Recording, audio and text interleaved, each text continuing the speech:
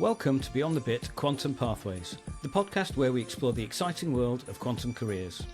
I'm Amir Rasool, your host, here to bring you inspiring stories from industry pioneers, researchers and innovators who are shaping the future.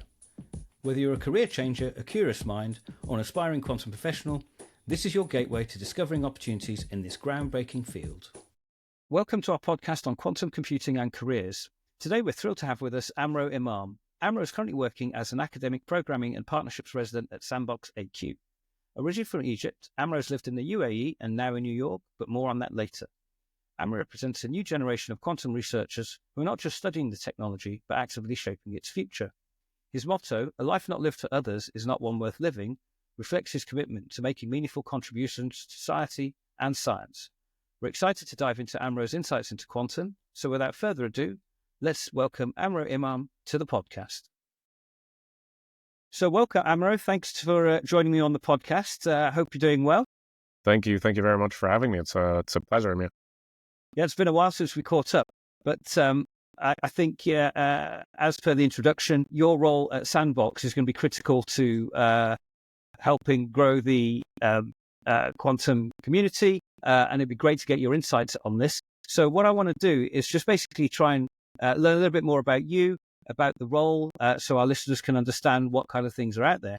So I suppose to set the scene, can you tell us a little bit about your role and company and what you do right now? Sure. My official title is Academic Programming and Partnerships Resident with the education team at SandboxAQ. And the word resident comes as part of the larger umbrella of what we call the residency program, which is essentially a training program for young professionals, either that are still doing their PhD or have just recently graduated and are looking forward to gain some industry experience while studying simultaneously. Not always the case. That wasn't the case for me. And so what I do in my role can be summarized in two main points. The first is to improve and build upon efforts to upskill the workforce that is interested in participating in the artificial intelligence and the quantum ecosystem, what we like to call the AQ ecosystem. And that could take on the form of helping universities design particular programs, academic programs, a minor in quantum technology, for example, in the way that we did with the team did. Really, they did it before I joined. And then another part of my work is to foster collaboration between institutions, academia, industry, and also government, so that there is a sharing of resources and the lowest amount of redundancy possible, just so that we don't have to continue reinventing the wheel over and over, particularly because this is an ecosystem that is in its infancy, and it's important for all of the available resources to be shared as much as possible, just to help bring about and catalyze this ecosystem to something that is substantial. Okay. So what kind of universities are you talking to at the moment? Obviously, you're currently based in New York, which is something I mentioned in my introduction. We'll come on to that in a little while. So who are your kind of the institutions and So as of now in New York City, actually just coming out of a very interesting event, the New York City Hack, one of our very close partners were NYU, City College, New York, which is part of the CUNY network, and also Columbia University. We organized a hackathon that had these three universities collaborating with one another, which was magnificent, and an upgrade from another hackathon that we did just a year before, only with NYU, Tandem, the School of Engineering, also my alma mater. But we're constantly speaking to all sorts of different institutions, ones that have already done some progress when it comes to integrating quantum computing and information into their curriculum, and others that are just starting, that are still exploring how they can add this to their curricula and how their students could potentially not miss out on the benefits of being exposed to the science. Excellent. So what's the sort of the feedback like on that? Obviously, quantum's getting a lot of traction now. Are you starting to see a lot of interest from people out there curious about quantum and quantum careers? Absolutely. And it's across the board. It's no longer just physicists that are dumbfounded by the science of quantum mechanics. It's software engineers, it's mathematicians, it's computer scientists, and across a wide range of demographics. So part of what we do at Sandbox is outreach, external outreach, and we speak to students at the graduate level, undergraduate level, and even the high school level to tell them about quantum and about the science. And almost every single time, it's very well received. People are interested to learn about the science, sometimes for the intrinsic, curiosity that they might have for such a topic. And oftentimes, particularly with senior undergraduate students or graduate students, it's a matter of, is this a field that could leverage the skills that I have developed in my major to do something useful and to contribute to this ecosystem? And then we have the perspective of companies and academic institutions. Companies are now constantly, so the main pillar of any company is to try to make as much profit as possible with the least amount of expenses.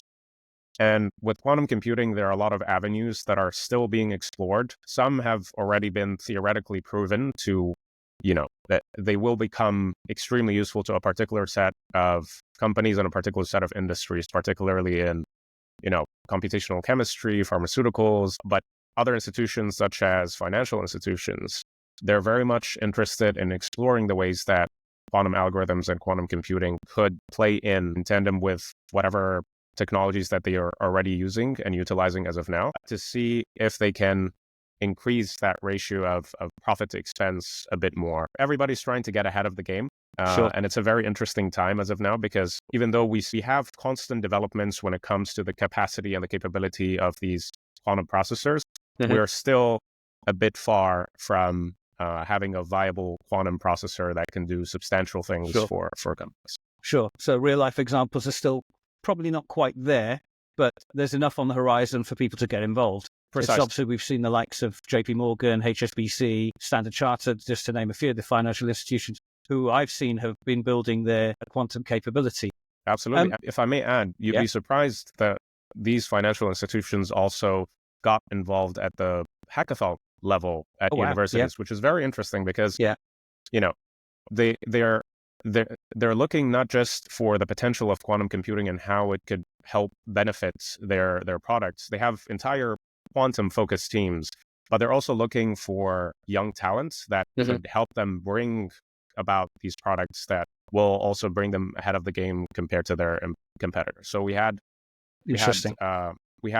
judges, for example, from JP Morgan, and speakers also from JP Morgan to talk about what they're doing within the quantum umbrella. And then more recently, we also organized a conference, the New York AQ conference, and we had participation from JP Morgan. We had some from Wells Fargo. So it's become an interesting ecosystem for most financial institutions, the largest financial institutions I would reckon to participate in. I suppose the race is on, as they say. Absolutely. And I suppose looking at the hackathons and looking at what you're doing, it's probably trying to get talent that isn't necessarily quantum right now, but will have something to add to the quantum ecosystem going forward. So that's probably a great way to identify the future talent with different viewpoints as well. And the thing is, you give somebody a problem, they're coming at it from different perspectives. So based on that, obviously it's quite a fluid area as far as I can see. What would you say are the essential skills that people are looking for, or is there no essential skills right now? No, they're definitely looking for a particular set of skills. However, it's constantly changing. And so I've devised sort of this guide that could help, give you the most advantageous position in this very dynamic ecosystem.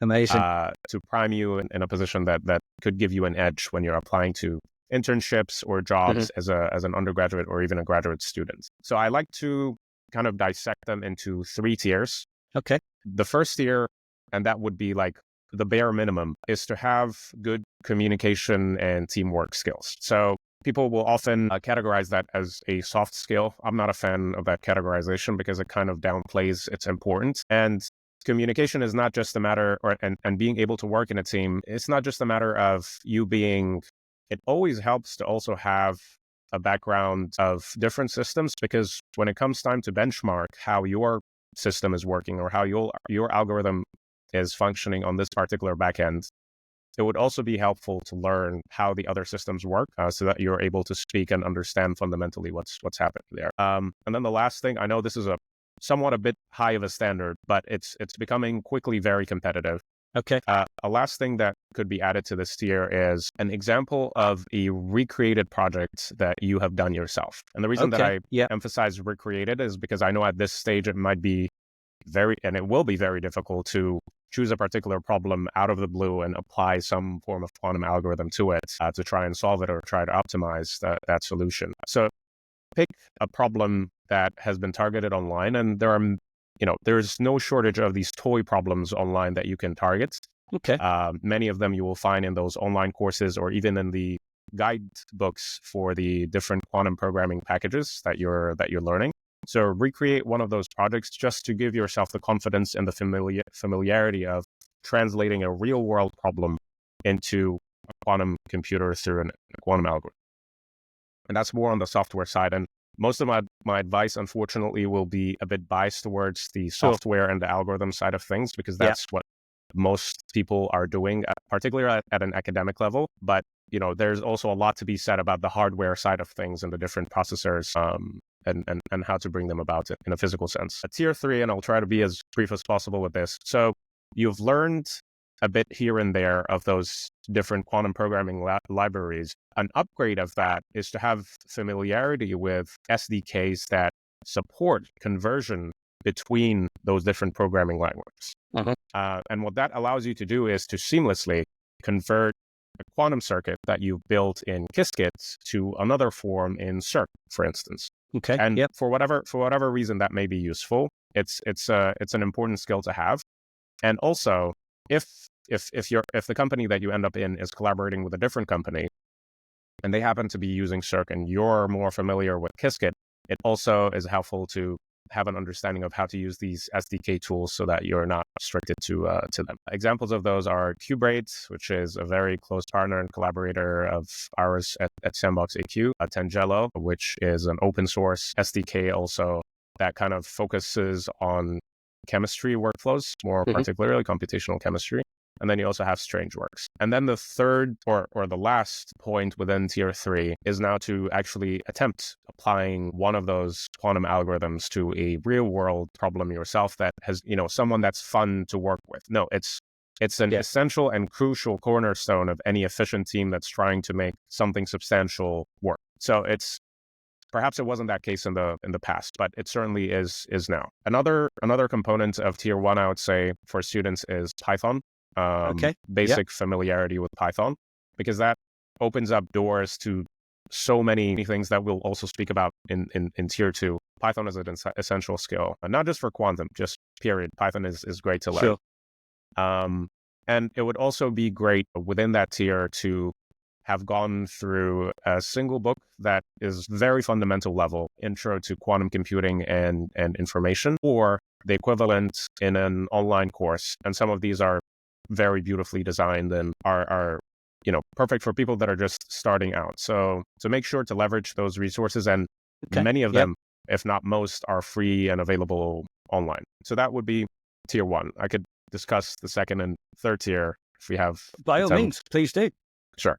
So the second tier, which includes the fact that you've completed everything in tier 1, is sort of an upgrade. In the first tier, you learn Python. The second tier, you have to leverage Python to learn some form of quantum library package.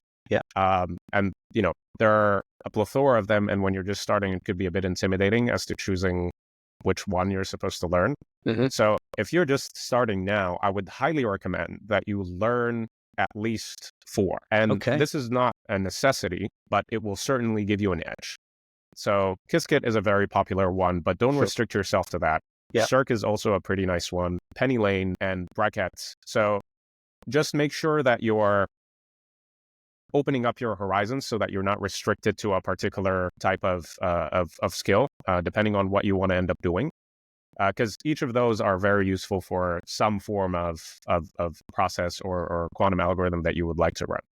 So don't restrict yourself to just one. And then something else that you could add within that tier is to develop a fundamental understanding of different qubit systems. So you have photons, you have atoms, neutral atoms, you have ions, you have superconducting qubits. Try to get yourself familiarized with a basic framework within those different qubit systems, because even though you might be applying to a company that's interested in photonic quantum computing, not yet been created. And I stress the word attempt. It's not at all important for you to succeed in that, because again, field is in its infancy, and it's important for you to manage your expectations with what you're able to do.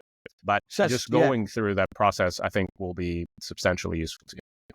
So that's quite interesting. So prior to recruiting for quantum, I used to recruit for data science and machine learning. And then when that was in its infancy, so we're talking about 2015, etc., and it was only starting to break through. And similar to that, people were saying you can start getting projects, start using GitHub, start showing your potential, something that you can refer to and bring to interview. So this is pretty much similar to what you're saying right now, yeah? Absolutely. And thank you for bringing up the point of GitHub. Having a GitHub page, particularly if you're moving into a role that's more focused on software and programming, is a big, big bonus. Okay. So you also mentioned hackathons that SandboxAQ are doing and so on. So to kind of summarize that point, I suppose, build your own projects, get your projects onto GitHub, whether they work or not, it shows your thinking, get onto the hackathons, etc. Yeah? Precisely. Absolutely.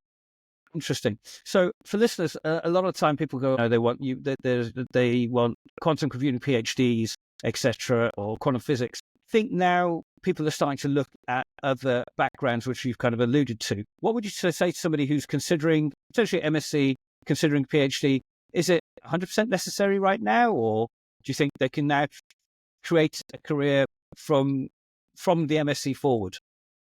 So I think if you're someone that's interested in pursuing a role in academia to perhaps becoming a postdoc and then following on to become a professor, PhD is definitely necessary. Sure. However, if you're interested in just participating in the ecosystem, and a master's is absolutely more than enough. Excellent. It highly depends, though, on the type of work that you've done through that MSc and before.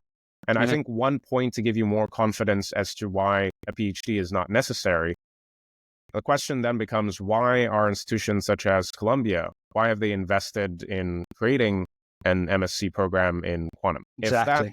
If that's the case, if there was no interest in MSc backgrounds, they would just invest what they have in different PhD programs, and they have no shortage of PhD students for that. But definitely an MSc, especially now, I reckon like in maybe 10 years, a PhD will probably become more necessary, not as a matter of, or not as an outcome of it being intrinsically necessary, but the competition will have become so intense that people with PhDs might have a better edge. Interesting. Yeah. But as of now, it's definitely not necessary. Okay. But at the same time, if you have a PhD, and that, by the way, doesn't have to be restricted to a PhD in quantum computing or physics. Many of the people that are working at Sandbox and many of the other companies as well have PhDs in very tangential fields. Some of them are in biology, some are in, computational chemistry. You also have an equal chance of participating in this ecosystem, depending on the company that you're applying to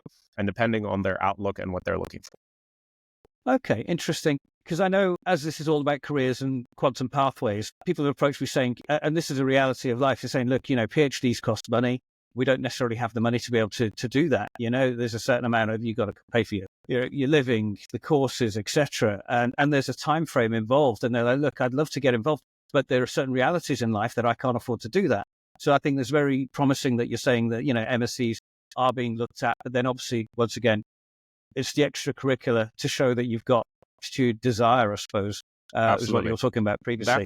That is king at the end of the day. What you're able to do, and this is the single piece of advice that I always emphasize when talking to younger professionals and students that want to participate in the ecosystem, work on to be able to have an arsenal of things that you can speak about. What have you created? It's great for you to have learned X, Y, and Z and have gone through 10 courses.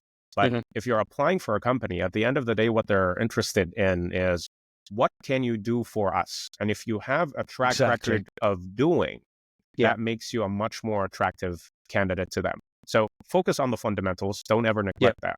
But at the same time, make sure that you're applying those fundamentals in a practical manner that might not necessarily be provided by your academic institution. So that's why you're supposed to try to seek out internship opportunities, participate in hackathons. They really, really go a long way. And also try to recreate these projects on your own and look at different projects that, you might be interested in applying your expertise to that have not been tackled before. Fantastic. That's fantastic advice there, Amro. Thank you very much for that. As the podcast is about quantum careers and quantum pathways, one thing I'm quite curious about, I know a little bit, but I think my listeners would be curious about, is your own journey, actually. As mentioned, you're from Egypt, you spent time in the UAE, and now you're in New York. And obviously there's going to be another chapter to your career, which is coming up. But so how did you end up in New York?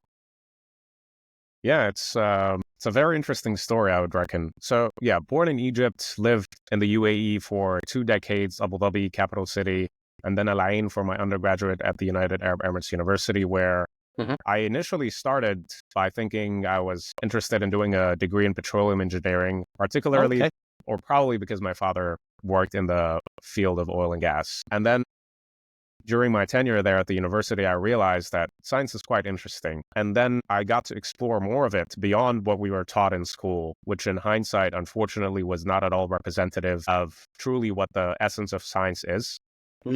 And then I got to learn about physics, which is essentially the science of understanding how things in the physical and material world function.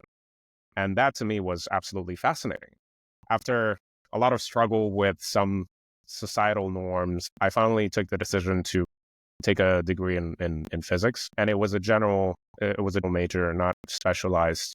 And then through that, I made sure to expose myself to as many subfields within physics as possible. Excellent. That included nuclear physics. It included material science as well as a tangent, nanophysics.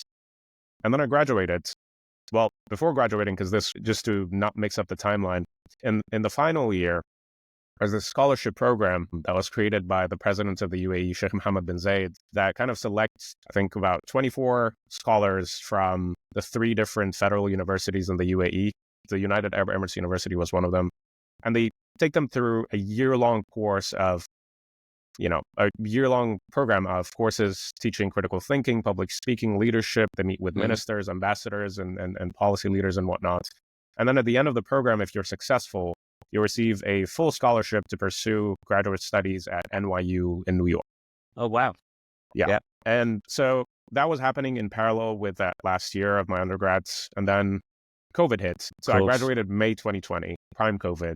And I was not able to come to the US because of a complete shutdown of the immigration services with the US. And so I worked at NYU Abu Dhabi, the sister campus of NYU in the UAE. As a research assistant in extragalactic astronomy, a field that I had not gotten the chance to explore while being an undergrad. And then I realized that I definitely don't want to do astronomy. And so after, I think about a year and a half to 2 years, if I'm not mistaken, I finally arrived to New York after immigration services kind of caught back on track.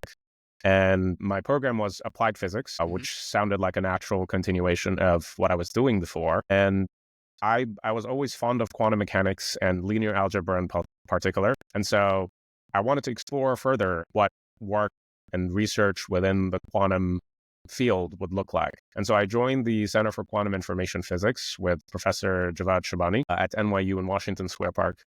And most of my work was focused on quantum algorithms, particularly Grover's algorithm, which is the search algorithm. Yeah. And I really, really enjoyed that work. I knew from prior experiences that my fingers do not belong in any lab. So it was essential for me to find something as an alternative. Also using my fingers just happens to be that it's more coding the physics than interacting with it in the real physical world. Yeah.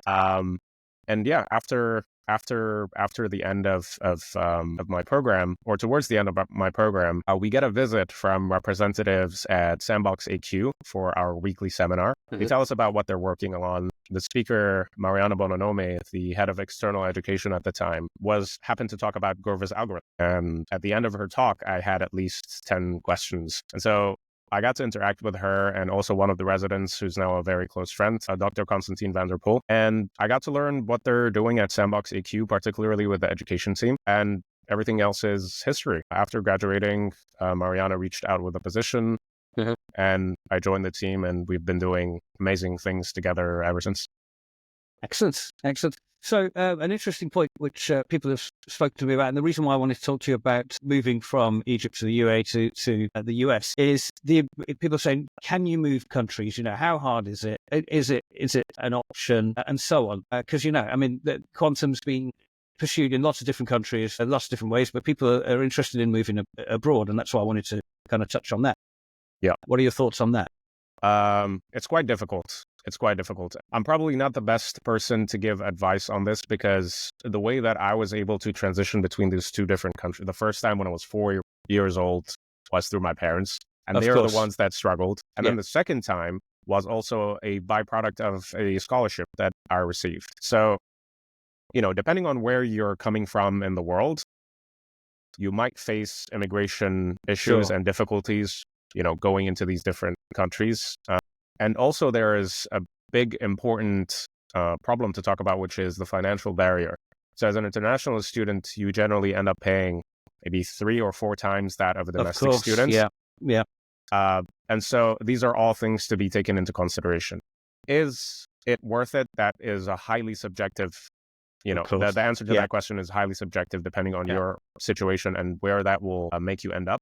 But what I can say is that you definitely don't need to leave your country to become better at quantum. So many of the resources that would be utilized by students studying at NYU, MIT, Stanford, many of these are available online by these institutions. So Which is if you're amazing. Yeah. it's truly wonderful. And if you're interested in developing your background within those fields, you really don't need to travel. However, in the effort of being as transparent and as blunt as possible, where you graduate from really matters to employers. So very often you will see eyes being starstruck merely because someone is coming from an Ivy League university.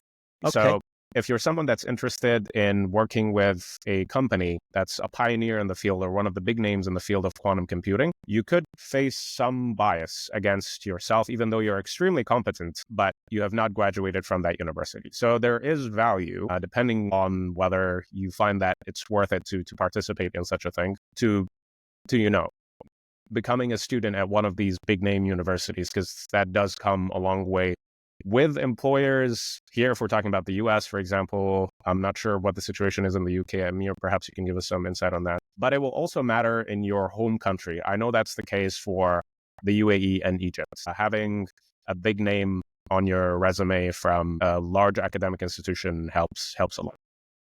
Interesting. Yeah. So I suppose the takeaway from that is to put your head down and to study. Studying is key. Getting the grades is key. Getting into the right universities is key.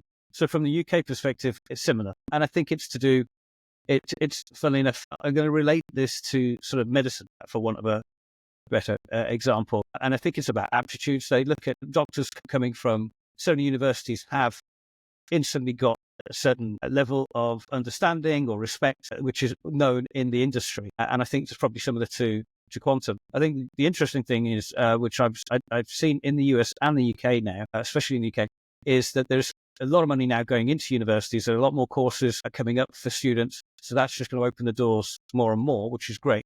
Because it's all about opportunities, isn't it? We're all thinking, okay, how can you get an opportunity to get into this field? But ultimately, it's the brightest will survive and prosper. So put your head down and study. Hey? Precisely. Yeah. Absolutely. Do that. Focus on what you can attend to and allow the other things to come into play. Excellent. So we talked about obviously studying. We've talked about building your own resume, building your own projects, etc. But one thing, networking. Do you have any idea or any advice on strategies that people can use to kind of build their network of in quantum, or how to do that? So there are 2 parts to that. I think for students that are studying at the university level at the moment, it's important for leadership in those universities to open up room for opportunities for the students to network with. And that could be, a career day that's focused on quantum, or by erecting a project or an event such as a hackathon, and then allowing industry partners to participate as well. This is something that we made sure was a focus with the New York City hack. And we had amazing partners that we ended up having one of the company representatives ask for the list of names of the winning team, the grand winner, to look for potential opportunities for them at their company. So things like these are equally part responsibility of the student and leadership. But if you're a student and leadership is not interested in providing you with such opportunities, you truly just have to go after it yourself. And that includes events about quantum in your city, and even remote events. It could be a conference, it could be a meetup, it could be a university seminar that's open to the public. And if it's not open to the public and you're interested in a certain lab's work, reach out to the principal investigator, ask them if there's at all any room for you to attend some of their seminars or talks. That's a good way to develop relationships within academia, I've come to see. But when it comes to networking with companies, conferences are always nice. And just any events that, just keep on the lookout for these different companies' newsletters to see what they're participating in and what they're sponsoring, and then try to target that. So that's on sorry, go ahead, Amir. No, after you. So it's part of that is finding out where to go. If there is interest, I could also tackle how to do it, because there are particular ways of networking that could sometimes come off as obnoxious, and you don't want to be put in that categorization, particularly because you're just a student and you're trying to speak to someone from industry, and perhaps this is the first time you do it, or the first 5 or 10 times you do it, and it's very intimidating, right? Yeah. But it's funny, I think one of the questions I was going to raise was, which I can these kind of alludes to, is what common pitfalls do you think people should avoid when it comes to kind of pursuing quantum and a career in it? So, that could definitely connect to it. The quantum community, at least in North America, I think is very tight. It's very difficult not to see someone we have worked with at least like once a year, be it on an online call or in a tangential conference. So being able to build good relationships within this community is truly important. The way that you could do that is by focusing on value. If you're coming to someone that happens to be a recruiter for company X, and you go about having a conversation with them in a way that it's a you ask type of conversation. You're looking for what you can get out of this individual. But if you think of it, this individual is not really concerned about your interests. If we're talking purely from a game theory perspective, this person is interested in other things and you're not in that priority list. What you can do, however, is by assuming that you have built out your skills by looking at those different tiers and different other, like the arsenal that you bring to the table. When you're speaking to someone, it's very nice to, one, have it on top of your mind to be able to speak about those things, again, in a way that is elicited. So make sure that you're actually sometimes answering questions that you're asked, but also other times you're sliding in a piece of information that might be tangential, not completely unrelated, but a bit tangential. And then one thing that's, I think, a very easy trick to implement, I wouldn't call it trick, is just an easy method for you to kind of upgrade the way that you network, is to research the company very well. And that could be through their page, through their LinkedIn posts, to be able to hold a conversation with that individual that you're interested in having a conversation with. And that, in tandem with your ability to speak about your portfolio and your resume, I think comes a really, really long way. And one thing that I just really want to add, make sure that you also don't always push yourself down if a networking interaction is not successful. Sometimes the person that you're networking with is not in the best mood, or they're truly not interested in hiring someone at all. And that should not be transferred to yourself as a shortcoming of yours. If you think you've done your best and you've asked others about how to develop your networking ability and how to speak about yourself, and you put in the effort and you've done it, but you're still not getting responses, make sure that you also put in mind that it's not always purely your fault. Yeah, 100%. I mean, it's similar to my industry when I'm talking to new businesses. I mean, I've done this for, I can't even remember how many years, but I still get tongue-tied. You're not firing on all cylinders, you haven't got your ducks in a row, etc. So it can happen to anybody at any time. But one thing I would add to that is it's like, know your worth, know your background, know your projects, know what you can bring to the table. I think that's always important, and be able to illustrate that. So, know your skill set, and don't be afraid to say it. But like you said, don't be too pushy. 100%. Is what I'm kind of taking from that. 100%. Yeah. And that balance of knowing your worth and being confident and not being over pushy or sometimes arrogant is very, very fine.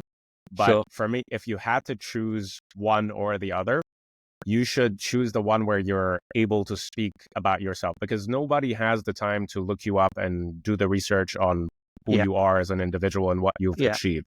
So you need to be speaking to your potential employers and whatever potential opportunity you have lined up to truly speak about what you have achieved and what you can contribute to their team.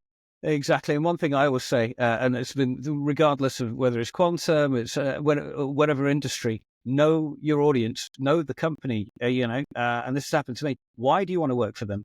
Be able to, talk about that. Say, look, I want to work for you guys because this is what you do. This is the fields that you're in. This is your background. This is where you seem to be going. And this is why it appeals to me. And this is what I can bring to the table. Make it very relevant, especially in such a competitive world and competitive market.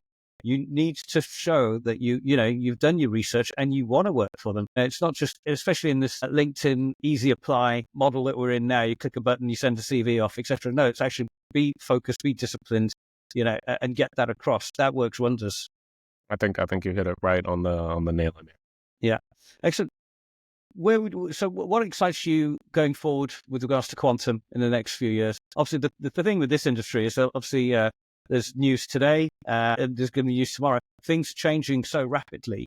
Yep. What's on your horizon? Well, if you asked me that question perhaps 2 months ago, I would say the benefits that the development of the field will have on drug discovery processes. Sure. Yeah. That's a big one. What I'm more interested in now, especially since next year is going to be the official year of quantum, according to the UN, is the investment ecosystem and the investment scene in quantum. We're already seeing a bunch of interesting movement with key stocks in the field. Yeah. So I'm very interested to see how that will have an effect, not just on the companies and startups that are just getting a beginning in this field, but also on the academic institutions level. I'm really interested to see whether this labeling of 2025 as the year of quantum will have any repercussions on these academic institutions substantially, because there are already some institutions that have participated and made large efforts to break the barrier for their students into quantum by creating minor programs or master's programs or hosting hackathons. But it will be, I'm very interested to see the increase in such efforts, hopefully, fingers crossed, in 2025. And then beyond that, I think drug discovery still reigns supreme on my list of interesting things that will happen due to quantum. And then right after that, the impact that quantum computing will have on the encryption scene. Well, the encryption scene is one people talk about quite a lot, but the drug discovery is interesting. Prior to me recruiting for quantum, I was in data science, as I mentioned, and machine learning, and I was working with biotechs. And a lot of money was kind of pumped into them. But unfortunately, the timeframes for drugs to get to FDA approval or whatever it may be was so long and cost so much money, and there's no guaranteed, rainbow or pot of gold at the end of the rainbow. So that impacted negatively the biotech space. So quantum computing, I think, is going to immensely speed that up. Another area which I have been looking at recently is clean energy, fuel cells. Being able to develop faster fuel cells or faster methods is also something that's quite interesting. The implications on the domain of material science as a whole, with battery science underneath that, perhaps, is real. In the same way that you're able to simulate these compounds or these biological compounds that will be used within a drug discovery process. You could do the same for something that is outside of the human body, and whether that is, applicable to batteries or perhaps finding a better membrane for separation techniques, carbon dioxide and fumes and whatnot. Yeah, there are a lot of implications. I mean, material science as a field on its own is so remarkable, and for them to be able to receive this accelerated super tool to help and aid in their discovery process, I think will have great implications in the future. The future is now. It's crazy, isn't it? Yeah. So, Amro, that's fantastic. Thank you so much for that. So what's next for you? So this might come off as quite unorthodox, but starting next year, January of 2025, I'll be going back to the UAE to pursue an MBA as part of the Stern at NYU Abu Dhabi MBA program, the first cohort. Actually, so I'm very excited to be part of that first cohort. And, the first 5 months are spent in the UAE, The summer is spent back in New York and then back to the UAE. And I've had conversations with many of my colleagues, and sometimes they have similar concerns. Being in science, particularly in academic institutions, sometimes disconnects you from the real world and the world of business at large. And that's something that I'm very much interested in getting a formal training in. And so it will be the first time that I'm not studying science, but I will definitely be leveraging many of the things that I learned in science to put towards that MBA. Sounds amazing. So looks like we're going to have to get another podcast going in, I suppose, middle of next year, just to catch up, to give the audience an update as to how that's going. Yeah, middle of next year sounds about right. And hand in hand with the MBA, I don't want to get ahead of myself, but I'm also hoping to create an organization in the UAE called CHEM, which is quantum in Arabic, to help focus on developing the workforce in quantum in the MENA region, both in the UAE and the neighboring countries as well. Not a lot of focus has been given to such efforts back home. So I'm hoping to be some degree of force of change for such fantastic. So spearheading that in the Middle East sounds amazing. So I think that's us for today. Amro, thank you very much for coming on the podcast. Thanks for all your advice. I'm sure it's going to be great for the listeners to hear. And good luck in the new year, and we'll catch up again soon. Always a pleasure conversing with you, Amir. Thank you very much for having me. Thank you. Bye-bye. Bye-bye.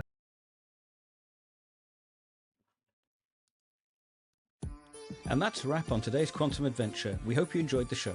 Please subscribe, share it with a fellow quantum enthusiast, and leave us a review. It helps us reach much more curious minds.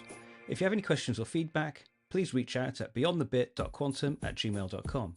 Stay tuned for more exciting explorations into the world of quantum careers. You won't want to miss what's coming next. Until then, keep exploring the quantum possibilities.